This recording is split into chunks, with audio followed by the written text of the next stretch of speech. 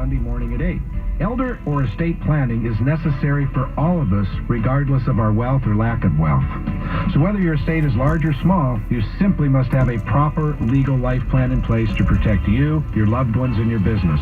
For your free estate or elder law planning consultation, give us a call today at 425-284-3450. At Gregorick & Associates, my staff and I will take the time necessary to understand your needs and recommend the best plan for you and your family. Call us today at 425-284-3450. That's 425-284-3450, or go to yourpartnerinlaw.com. That's yourpartnerinlaw.com. In the 1980s, when Microsoft was introducing Windows, Keel Mortgage had already helped many Northwest neighbors open the door to home ownership. And still today, Keel Mortgage continues to help families invest in the generations to come. I'm Laura Keel. If you too have been here a while and are looking to get the most from your hard-earned equity, we would love to turn your dreams into reality. Call us today, 888-778-KIEL. Keel Mortgage. Are you buried in credit card or student loan debt? Learn how to reduce your debt to a fraction of what you owe. Call now for free advice, 800-471-0216. Seattle's right choice for conservative talk radio. AM 770 KTTH Seattle. Now, the latest from Fox News.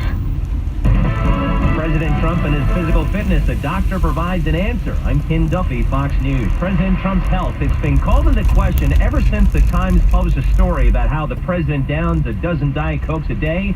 A White House doctor now says the president's in excellent health. That statement was made after the president had a physical at Walter Reed in Washington. Dr. Ronnie Jackson says the exam went exceptionally well and will share more details next week. Who to believe about what was said behind closed doors at the White House concerning immigration? President Trump denies using profanity, while Democrats claim it was used. Believing the media reports, Arizona Senator John McCain is one Republican who says the president needs to respect people who've made America great from all over the world. In a case of he said, the president appears to be denying he used the S-hole word to describe certain nations during an immigration meeting at the White House. Democratic Senator Dick Durbin was there, and he claims the president said things which were hate-filled, vile, and racist. President Trump tweeted this was not the language used.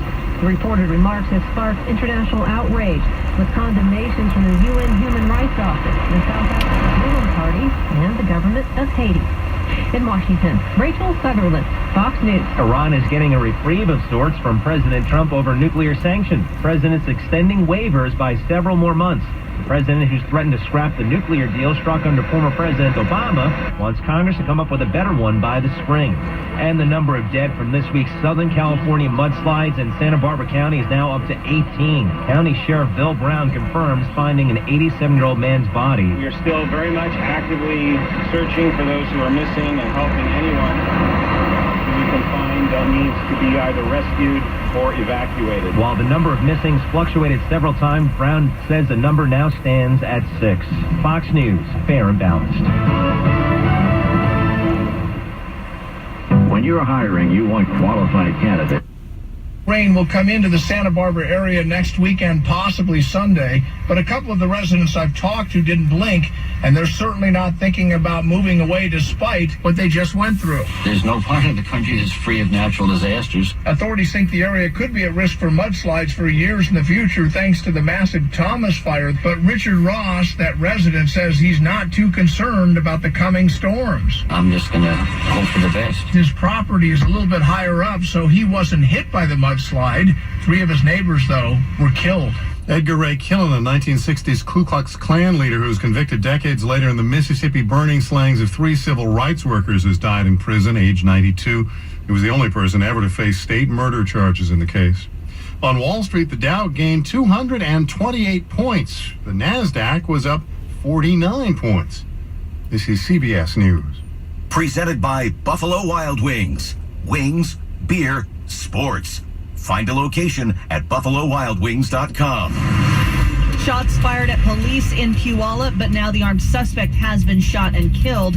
We'll have details on this breaking story coming up after Cairo Radio real-time traffic. And I'm taking a look at the area as Valley and Meridian is shut down, all directions of Valley. For that matter, we're seeing a lot of surface street gridlock. As a matter of fact, those of you that are sitting it out, trying to get around this whole area, you're going to find heavier traffic, especially on Crisella Road East, especially getting up to Meridian. So Valley and Meridian again closed for this investigation. It's going to be a while before that roadway completely reopens. As we take a look at the real-time travel times, it's 45 minutes from Redmond to Seattle. We're at about a half an hour from Renton into downtown Seattle on that northbound 5 drive, but it's going to take you about 80 minutes on the express lanes on northbound I-5 from Seattle to Everett. A lot of slow traffic continues to just plague us between Lake City all the way up towards Alderwood. Once again, around Highway 2 into parts of Marysville. If you're headed across the lake, 90 is slow westbound off of the island. 520 from about 84th across the water, and Southland 405 remains bumper to bumper getting out of Bellevue. Valley Freeway is also seeing a lot of heavy traffic between Valley Medical Center most of the way to Emerald Downs. Traffic is brought to you by Phillips Law Firm. If you or a loved one have been injured in a car accident, call Phillips Law Firm today for a free case evaluation. Call 800-JUSTICE or visit justiceforyou.com. Cairo Radio real-time traffic. I'm Tracy Taylor. Breaking news. It started with a call of an armed man acting erratically. Within a half hour, it turned into shots being fired at police. This all happened within the last hour in Puyallup near Valley and Meridian. The officers were attempting to communicate and establish communication with him. The subject, who was armed with a rifle, was uncommunicative. Multiple shots were fired, and the subject is deceased at the scene. Captain Scott Engel says no officers were hurt, but they are still out there investigating, and the public is asked to avoid the area. Another passenger on the Amtrak train that derailed near DuPont last month is filing a lawsuit against Amtrak. The attorney for Aaron Harris says the 26-year-old suffered a traumatic brain injury as well as vertebrae and rib fractures. Meantime, a 2014 report just revealed that the Washington Department of Transportation said positive train control must be installed before high-speed rail would be feasible. The safety measure was not in place in the new faster route through DuPont. Robert Gallantley is the attorney for some of the injured passengers. It is a blockbuster. We'll be very interested to see the document, and as this unfolds, to find out exactly what happened, who contributed. 3 people were killed and dozens injured in last month's derailment. It looks like there may be progress on a Hearst fix in the state legislature. As Cairo Radio's Hannah Scott reports, this has been a big issue, standing in the way of a capital budget. Hearst is a 2016 Supreme Court decision that led to counties stopping new domestic well drilling and leaving property owners in limbo. Republicans demanded a fix before passing a capital budget, blocking millions in school building and other construction projects, including affordable housing. But it looks like there's hope. A compromise bill to fix Hearst just cleared a Senate committee and is expected to go to the full Senate next week. A House version is also expected to go to the floor next week. And lawmakers in both chambers say they're optimistic one will pass, clearing the way for action on a capital budget. Right now, check on your forecast. Temperatures will be dropping down into the mid-40s tonight, and we will see the rain increase as we go through the nighttime hours. Start the holiday weekend with some showers tomorrow, but after that, it's smooth sailing. We'll dry out tomorrow afternoon and see lots of sunshine on Sunday. From the Cairo 7 Pinpoint Weather Center, I'm meteorologist Todd Johnson. 51 degrees now in Seattle. I'm Kim Shepard. On demand with the Cairo Radio app. Cairo Radio News, 97.3 FM. This is the Ron and Don Show on Cairo Radio, 97.3 FM, Seattle Seahawks station. All right, here we come. Tonight's top 5 o'clock. It's brought to you by Heritage Distilling Batch Number 12 Vodka. Hey, someone's going to win 2 tickets. See Rod Stewart with special guest Cindy Lauper, White River Amphitheater, September 1st. Tickets went on sale today at Ticketmaster.com. You know how it works. I'll give you a code word. You head to our show page or mynorthwest.com/5. Fill out the entry form. Be entered to win today's great prize. You have till 8 o'clock to do so. Let's get started with story number 1 tonight. Ron and Don's Top 5 Bet 5. Number 1.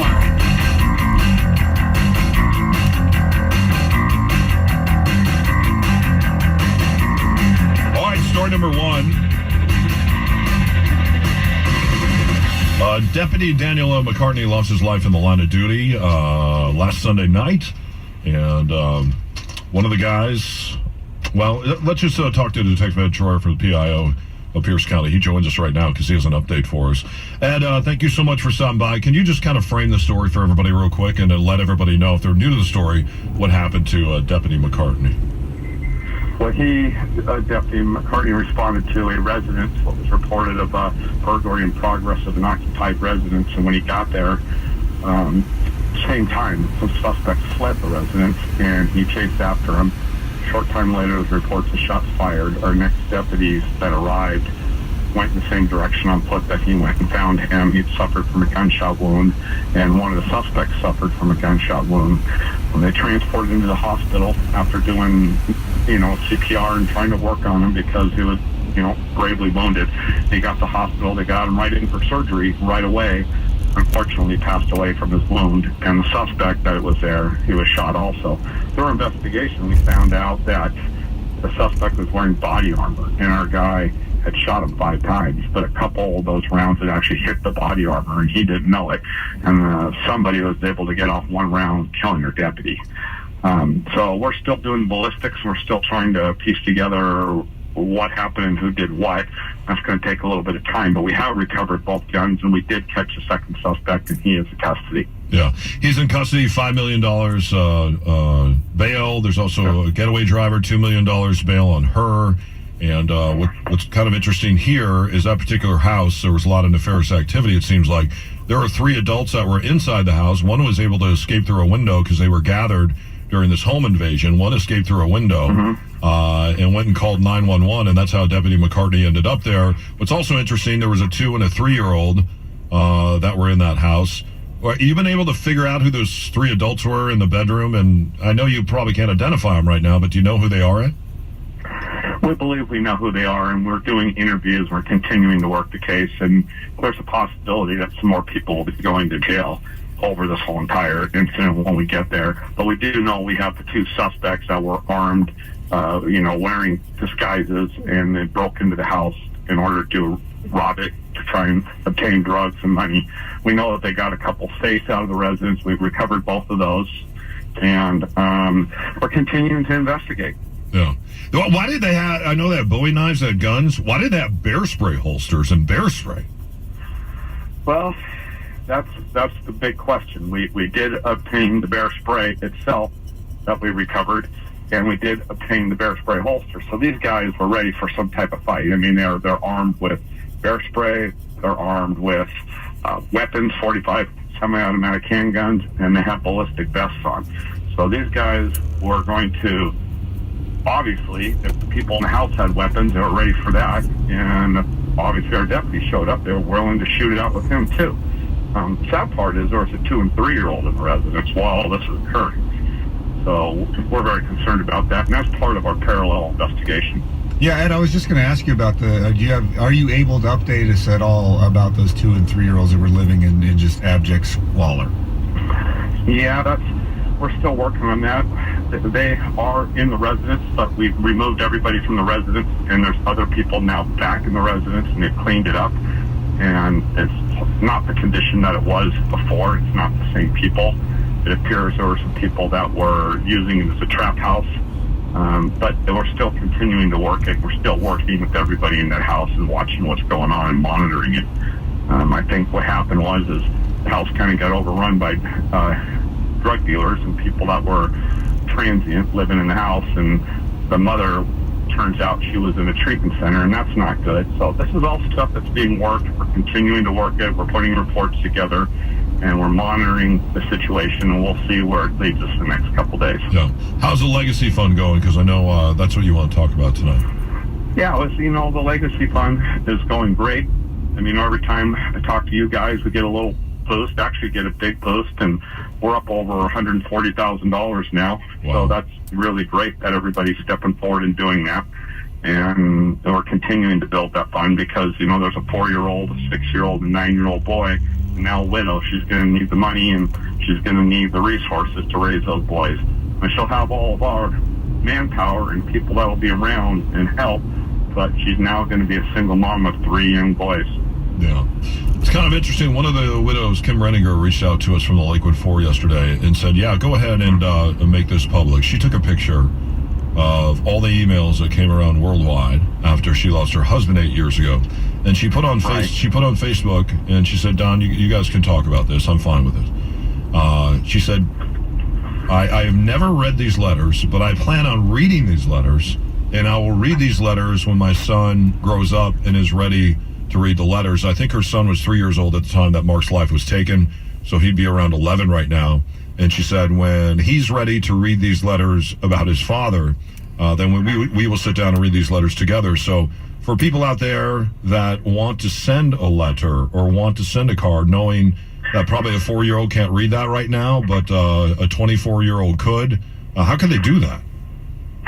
Well, those cards and letters, we go through them and vet them because not every...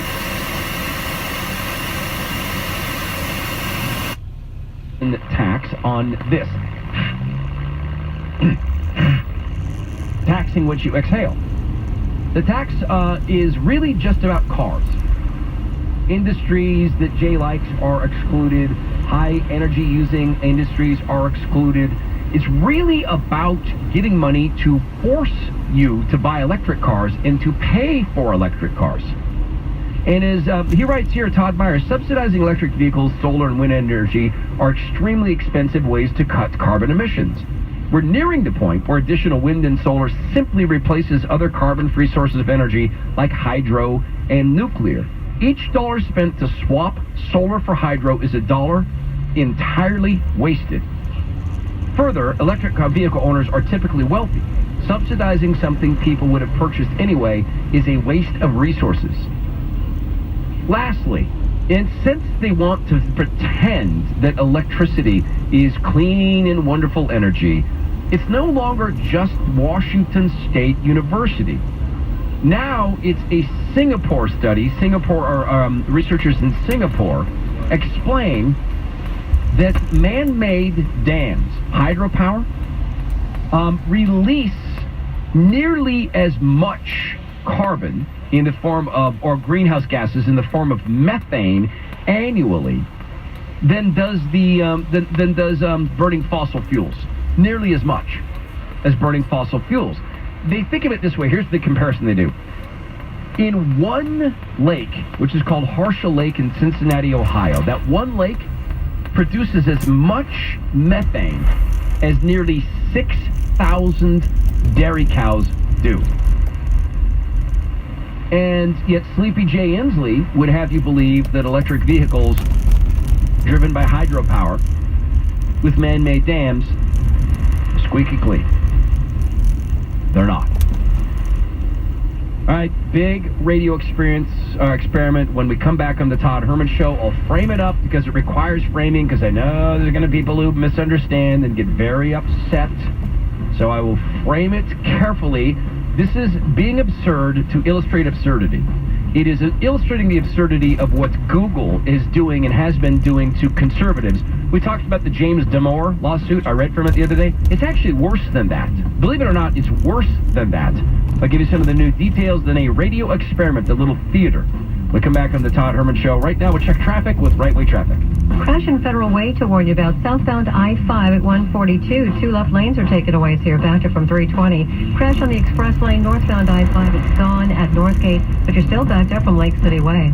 This traffic report is brought to you by Fix Auto Collision Centers of Seattle. Been in an accident? You have a choice where to take your vehicle. Tell your insurance company you want to go to Fix Auto. Call 1-800-INFO-FIX. Fix Auto, the first words that should come to mind after an accident. You're listening to AM 770 KTTH. It's never been more important than now to listen to us. 3 years ago, liberals in Seattle insisted on raising the minimum wage to $15 an hour. Now a study confirms what everybody knew except the left. Instead of helping workers, the minimum wage increase hurt them. But even with this fresh evidence, liberals will never admit that they were wrong. They'll find ways to inflict even more pain on the economy and kill more jobs. That's just what they do. On AM 770 KTTH. Hey, the Polar Bear Energy Solutions people, they're happy. Happy to come out and take a look and poking around at your roofing, your windows, and your siding. This officer-involved shooting that's happening down in Puyallup. But for the meantime, everything is blocked off at Valley and Meridian. And I'm looking at our real-time traffic maps right now, and I'm seeing a lot of surface street gridlock. So those of you that are on the River Road or North Levy Road are going to find this to be a bit of an issue, even coming off of 167. It's a little confusion for this investigation that's kind of taking over that whole intersection. No estimated time on when they're going to get the roadway reopened. So this has been a little bit of a problem for drivers. Again, Again, this is Meridian and Valley that is shut down for this investigation. As we take a look at the real-time travel times, it's over an hour from Tacoma to Olympia with the typical lineups getting out of the Nisqually River Basin. But a little heads up to you southbound 5 drivers. You're going to run into a new wreck out near Highway 18. 2 lanes are blocked. Injuries are involved, and now it's causing 18 westbound to slow getting up to the I-5 merge. Backups on 90 eastbound coming off of Mercer Island again as we leave Factoria all the way out towards Front Street. Westbound 520 from about 84th across the water. And traffic brought to you by Budget Batteries, offering you the best service and lowest prices on batteries with free battery testing by skilled technicians. 11 Puget Sound locations, online at budgetbattery.com. Cairo Radio, real-time traffic. I'm Tracy Taylor. Ron and Don's Top 5, Best 5. Number 2. A really great piece of reporting today from the guys over at GeekWire, Monica Nicholsberg. She uncovered some stuff about some of these bike share programs that I had no idea was going on. And so the one in particular is OFO. Those are the yellow bikes. And she got in touch with a former employee, kind of a contract worker for OFO named Sean Healy. I just feel like I'm cussing when I'm talking about you wrote an OFO? I just feel like I'm just saying something bad on him. So Sean was in charge of picking up bikes in the van and moving bikes around, because as you've talked about a bunch of times, the bikes will cluster at the bottom of a hill. There'll be no bikes at the top of the hill, or they'll be stacked up in a pyramid or thrown in a river or in the woods, whatever. I want to see that van. I'm very interested. I look around all the time. I'm like, who's moving these bikes around? It's because it's just a white van with no markings on the outside. And so Sean tells the story of how he's actually was encouraged to be employed through the Millionaires Club, which helps get people that are transitioning out of homelessness predominantly into some work environments. Mm-hmm. And so OFO didn't actually hire him, even though he was in charge of going out on the streets and moving these bikes around. They're like, well, go to Millionaires Club, we'll run you through that, and so therefore you're not going to be an actual employee of OFO.